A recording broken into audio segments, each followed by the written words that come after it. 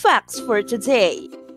Alam niyo ba na kapag umiinom ang aso ng tubig ay nasa likod ng dila nila ang pagkuha ng tubig para makainom sila?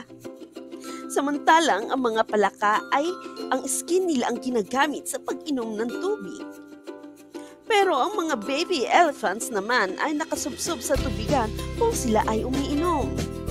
Dahil hindi pa nila kayang gamitin ang kanilang mga trunk sa pag-inom ng tubig dahil magagawa pa lamang nila ito kung sila ay 9 months old na. Ang galing, no? Anong masasabi niyo sa video natin ngayon? Nagustuhan niyo po ba ang ating kwento ngayon? Kung nagustuhan niyo po, please pa-subscribe naman po ng aking YouTube channel na Hystereo and follow us on Facebook page Hystereo at comment down below.